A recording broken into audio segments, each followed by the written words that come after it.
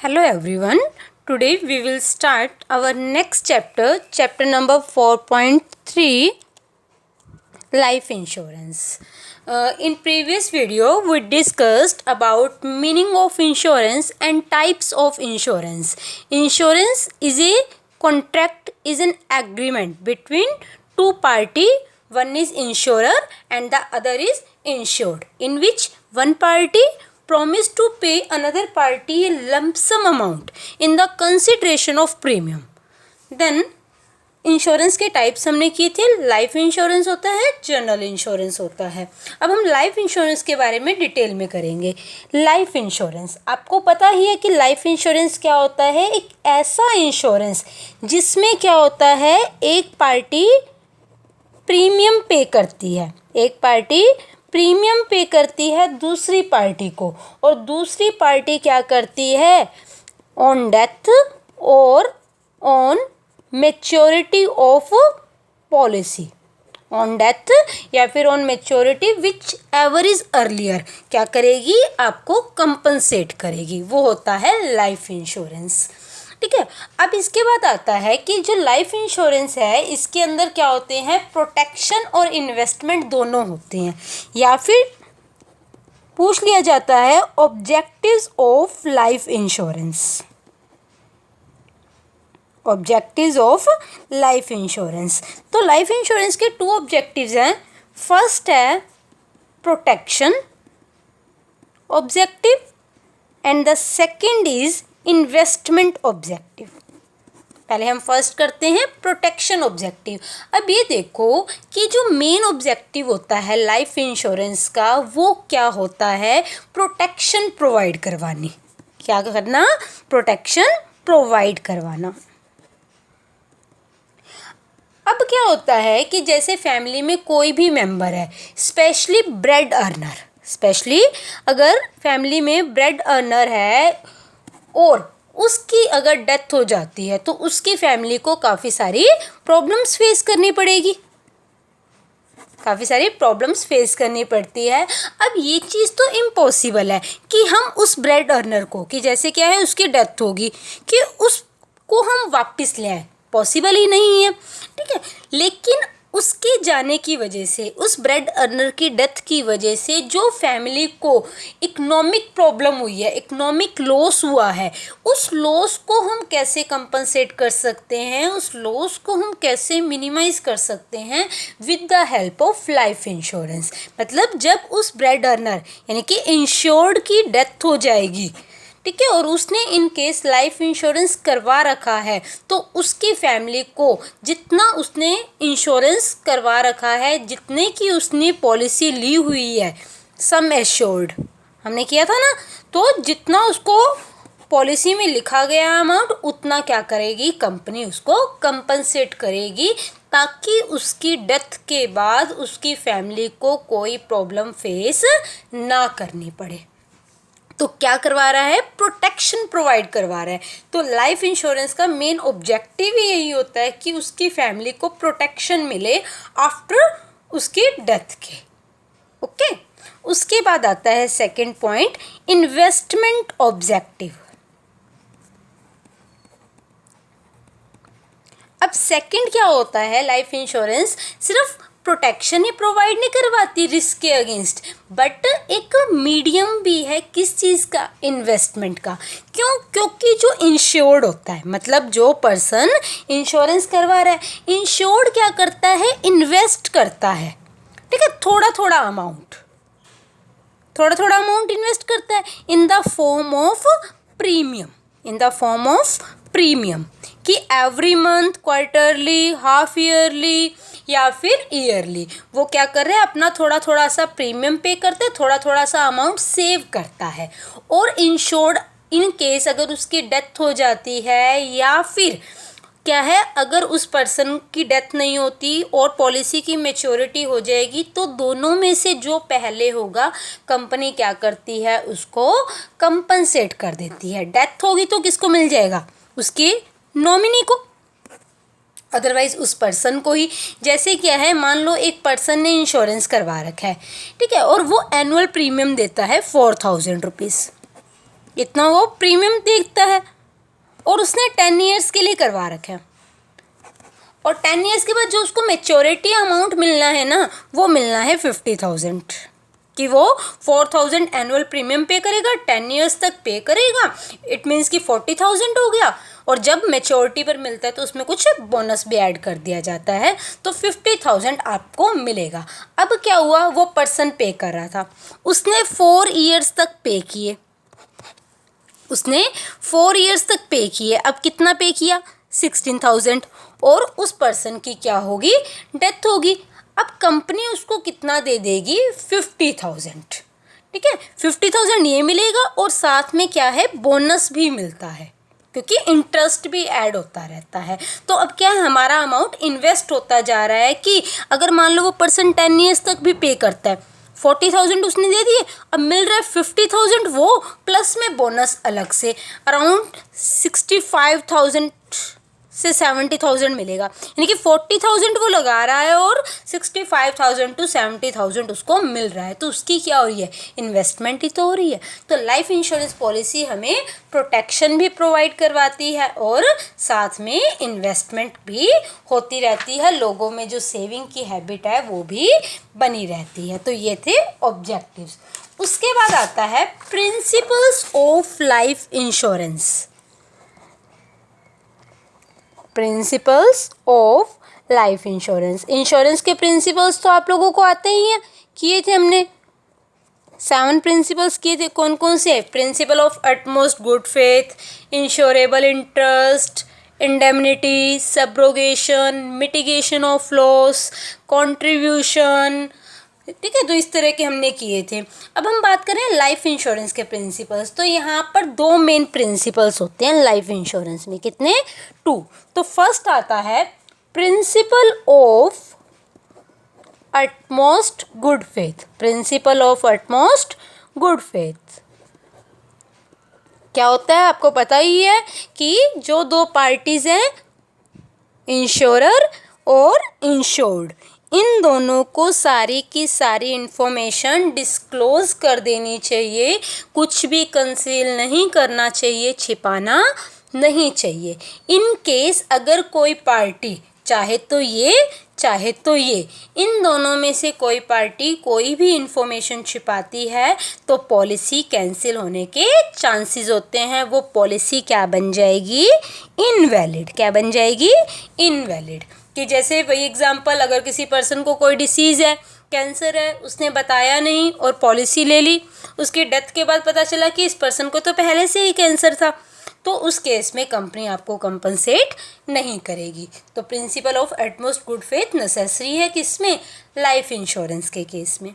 उसके बाद आता है second, principle of insurable interest, principle of insurable interest बताया था ना, क्या होता है कि जो पर्सन इंश्योरेंस करवाता है, मतलब इंश्योर्ड जिस चीज़ का इंश्योरेंस करवा रहा है, इट मीन्स सब्जेक्ट मैटर, तो उसके अंदर इसका इंटरेस्ट होना चाहिए। मतलब क्या कि सब्जेक्ट मैटर को कोई भी डैमेज होगा, कोई भी बेनिफिट होगा, उससे बेनिफिट इसको होगा, यानी कि इसके होने से ना होने से इसको फ़र्क पड़ेगा। तो इंश्योरेबल इंटरेस्ट लाइफ इंश्योरेंस में होना चाहिए, ठीक है। जैसे क्या है, हस्बैंड का इंटरेस्ट वाइफ में, एक पर्सन अपनी लाइफ का इंश्योरेंस करवा रहा है, खुद की लाइफ का, क्योंकि उसको खुद की लाइफ के अंदर इंटरेस्ट है। एक वाइफ क्या करवा रही है, हस्बैंड का करवा रही है, तो वाइफ का हस्बैंड में हो गया। एक जो क्रेडिटर है वो अपने डेटर का करवा रहा है, एक क्रेडिटर मतलब वो क्या करवा रहा है, अपने डेटर्स का, कि इस पर्सन ने इससे पैसे लेने हैं। अब ये पर्सन इसका इंश्योरेंस करवा लेता है कि इन केस अगर इस पर्सन की डेथ हो जाती है तो इसका पैसा डूब गया। देखो क्या बताया मैंने कि क्रेडिटर अपने डेटर का करवा रहा है। डेटर कौन होते हैं, जिससे हमने पैसे लेने हैं। कल को अगर हमारे ये पैसे नहीं देता, इसकी डेथ हो जाती है, हमारा पैसा डूब जाएगा, बैड डेट्स आ जाएंगे। तो एक क्रेडिटर अपने डेटर्स का इंश्योरेंस करवा रहा है कि कल को अगर इसकी डेथ हो जाती है तो कंपनी से मैं क्लेम ले लूँगा, मतलब जो मैंने इससे पैसे लेने हैं ना, कंपनी मुझे वो पैसे दे देगी, तो ये इसके लिए प्रीमियम पे करेगा। ओके, इसी तरह से क्या है, अगर क्या है जो पेरेंट्स हैं वो अपने सन की हेल्प करते हैं, अगर पेरेंट्स अपने सन की हेल्प करते हैं फाइनेंशियली, तो अगर सन करवाता है क्योंकि उसको ये पता है कि कल को पेरेंट्स की डेथ हो जाए कि मैं अपने पेरेंट्स पे डिपेंड हूँ तो मैं कैसे सरवाइव करूँगा, तो सन क्या करवाता है, अपने पेरेंट्स का करवा लेता है। और इन केस अगर जो पेरेंट्स हैं वो सन पर डिपेंड है तो पेरेंट्स क्या करवा लेते हैं, सन का इंश्योरेंस करवा लेते हैं। तो पेरेंट्स का इंटरेस्ट किस में हो जाएगा, अपने सन की लाइफ में। ठीक है, तो ये था प्रिंसिपल ऑफ इंश्योरेबल इंटरेस्ट। और हाँ, एक चीज़ और कि लाइफ इंश्योरेंस के केस में इंश्योरेबल इंटरेस्ट किस टाइम होना चाहिए, जिस टाइम पर हम पॉलिसी ले रहे हैं। ओके, उसके बाद आता है types of life insurance policy. Types of life insurance policy. अब क्या होता है, तुम लोगों ने ये तो सुन रखा होगा कि लोग लाइफ इंश्योरेंस करवाते हैं। लाइफ इंश्योरेंस के अंदर भी डिफरेंट टाइप की पॉलिसी होती है। वो आपको जो इंश्योरेंस कंपनी का एजेंट होगा वो आपको बताएगा कि आपने कौन सी पॉलिसी लेनी है। वो आपको डिफरेंट पॉलिसी बताता है, उसके बाद आप सिलेक्ट करते हो। नॉर्मल अगर किसी से पूछा जाए तो वो यही कहेंगे हमने लाइफ इंश्योरेंस करवा रखा है, कोई ये आपको नहीं बताएगा कि कौन सा करवा रखा है। अब हम पढ़ते हैं कि किस किस तरह का होता है। फर्स्ट आता है whole life insurance policy. Whole life insurance policy, इसके अंदर क्या होता है कि आपको जो कंपनी पैसे देती है, मतलब जो लाइफ इंश्योरेंस होता है मोस्टली लाइफ इंश्योरेंस कंपनी ही करती है। ठीक है, वैसे अदर कंपनीज भी हैं कि जो कंपनी है आप जब तक हो तब तक आपको कंपनसेट नहीं किया जाएगा। अभी मैंने पहले बताया था ना कि मैच्योरिटी और डेथ दोनों में से जो पहले हो कंपनी तब कंपनसेट करती है। अब हम टाइप्स में कर रहे हैं तो किस किस टाइप की, क्योंकि जिस टाइप की इंश्योरेंस पॉलिसी होगी प्रीमियम का अमाउंट भी उसी अकॉर्डिंग डिसाइड होता है। तो होल लाइफ इंश्योरेंस पॉलिसी के अंदर क्या होता है, जब तक एक पर्सन है तब तक उसको मनी नहीं मिलेगी।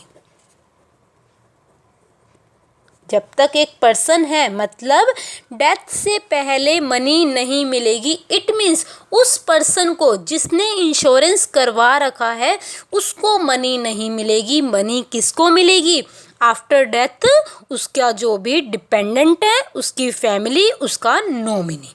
ठीक है, तो होल लाइफ इंश्योरेंस पॉलिसी क्या होती है कि मनी जब तक एक पर्सन जिंदा है उसको मनी नहीं मिलेगी। मनी किसको मिलेगी, उसकी फैमिली को मिलेगी। ठीक है, तो मतलब क्योंकि जो प्रीमियम की रेट है ना वो उसके अकॉर्डिंग डिसाइड होती है। अब इसके आगे टाइप्स आते हैं। तो फर्स्ट आता है whole policy of limited premium. Whole policy of limited premium. अब ये देखो नाम से होल पॉलिसी मतलब मिलेंगे कब, आफ्टर डेथ। किसको मिलेंगे, आफ्टर डेथ। ऑब्वियस है उस पर्सन को तो मिलेंगे नहीं, उस पर्सन की तो डेथ होगी। मिलेंगे किसको, फैमिली को। तो whole policy of limited premium यानी कि प्रीमियम आप पे करोगे तो जो प्रीमियम है वो आप एक लिमिटेड पीरियड तक करोगे।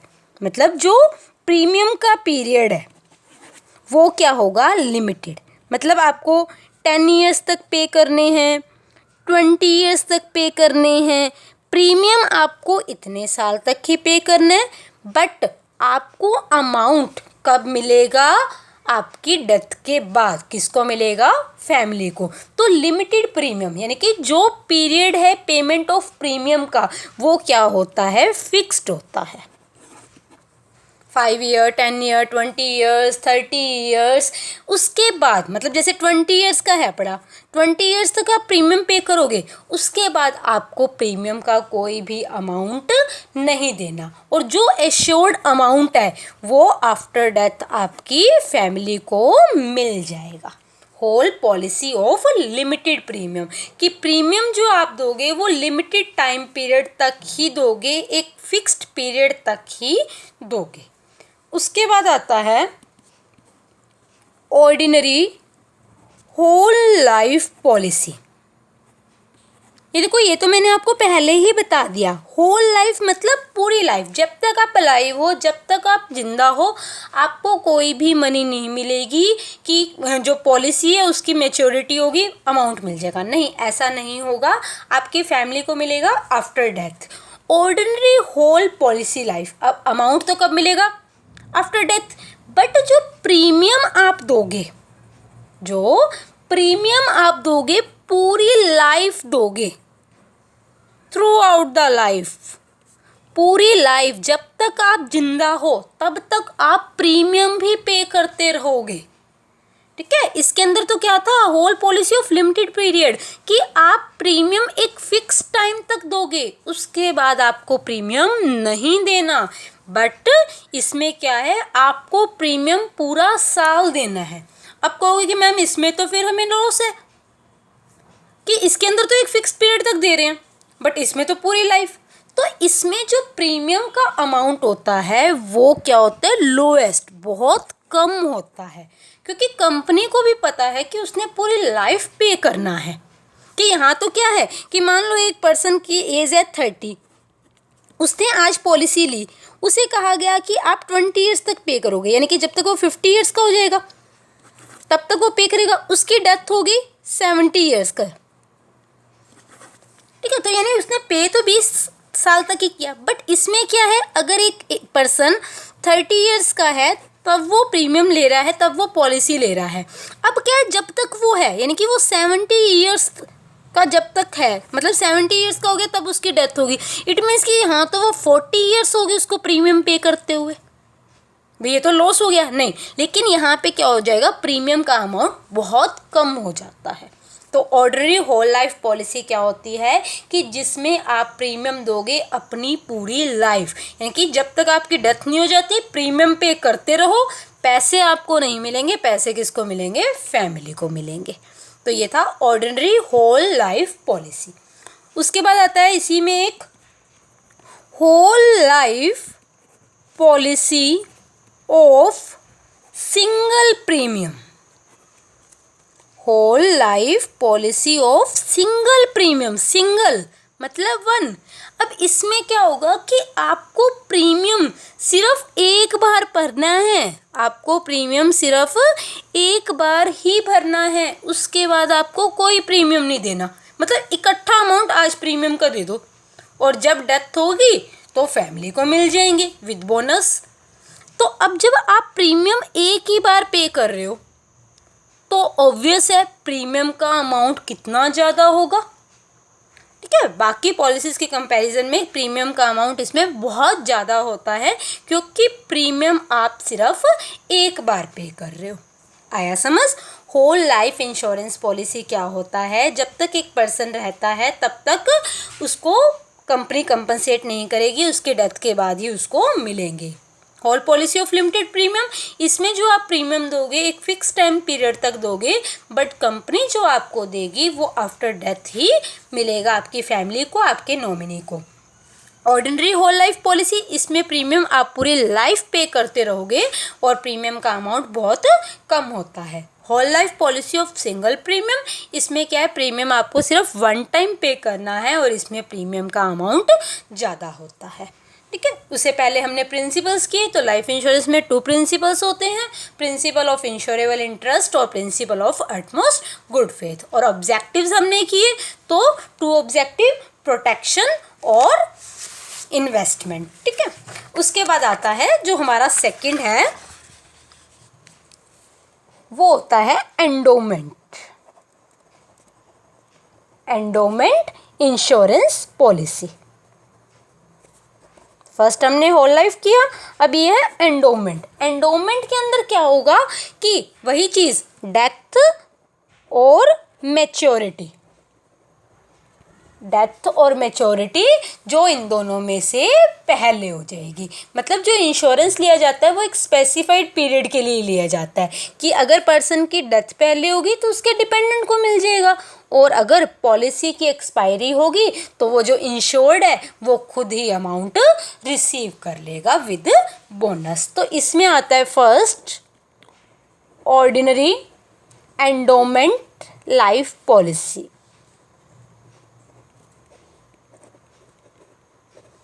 कि इसमें क्या होता है, जो आप पॉलिसी लोगे वो एक फिक्स्ड पीरियड के लिए लेते हो।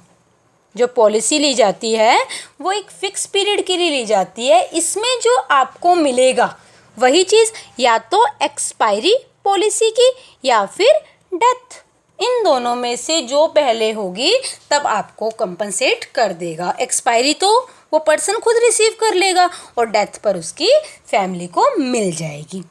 उसके बाद आता है double endowment life policy. Double endowment, इसके अंदर क्या है कि अगर पर्सन की डेथ हो जाती है, अगर पर्सन की डेथ हो जाती है तो जितना इंश्योरेंस पॉलिसी में सम एश्योर्ड है उतना मिलेगा। मतलब आपने 70,000 का लिया हुआ है तो डेथ पर क्या फैमिली को कितने मिल जाएंगे, 70,000 मिल जाएंगे। लेकिन अगर डेथ नहीं होती और पॉलिसी की एक्सपायरी हो जाती है, या फिर हम मैच्योरिटी भी बोल सकते हैं, पॉलिसी की मैच्योरिटी होगी और वो पर्सन जिंदा है, उस पर्सन की डेथ नहीं हुई, तो उसको क्या मिलेगा, अमाउंट डबल मिलेगा। ये चीज़ ध्यान रखना, उसको अमाउंट क्या मिलता है, डबल मिलता है। अब क्या है डबल कितना, यानी कि वैसे तो 70,000 मिलेगा फैमिली को, अगर उसकी डेथ नहीं होती तो कितना हो जाएगा, 1,40,000। अमाउंट क्या हो जाता है, डबल। तो डबल एंडोमेंट लाइफ पॉलिसी में क्या है, अगर तो पर्सन की डेथ हो जाएगी तो उसकी फैमिली को जो सम एश्योर्ड है पॉलिसी में मेंशन है उतना अमाउंट मिल जाएगा। बट अगर उस इंश्योर्ड की डेथ नहीं होती पॉलिसी की एक्सपायरी तक तो उसको क्या है, पॉलिसी के अमाउंट का डबल मिल जाएगा। ओके, उसके बाद थर्ड आता है last, deferred endowment life policy.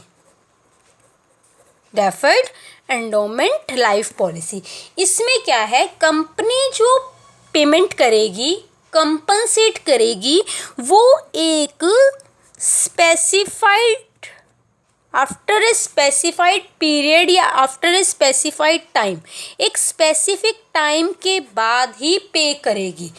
चाहे तो पर्सन की डेथ पहले हो जाए, चाहे वो रहे चाहे वो ना रहे, कंपनी आपको एक स्पेसिफिक टाइम पीरियड के बाद ही पे करेगी। किसमें, डेफर्ड एंडोमेंट लाइफ पॉलिसी में। आया समझ।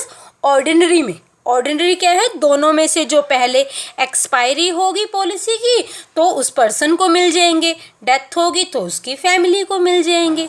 डबल एंडोमेंट में डेथ होगी तो फैमिली को जितना हमने पॉलिसी में बोला हुआ है उतना मिल जाएगा, और अगर उस पर्सन की डेथ नहीं होती, मैच्योरिटी हो जाती है, उस पर्सन को डबल अमाउंट मिल जाएगा। डबल एंडोमेंट, ठीक है। डेफर्ड एंडोमेंट में डेथ मैटर नहीं करती, कंपनी जो देगी वो आपको after a specified time period के बाद ही देगी, चाहे पर्सन की डेथ पहले हो चाहे बाद में हो, कंपनी उस टाइम पर ही देगी जो पॉलिसी में लिखा गया है। ओके, तो ये था आज का हमारा लाइफ इंश्योरेंस टॉपिक, जो आप लोगों को आई होप क्लियर हो गया होगा, जो हम अपनी नेक्स्ट वीडियो में फायर इंश्योरेंस के बारे में डिस्कस करेंगे। Thank you, have a nice day.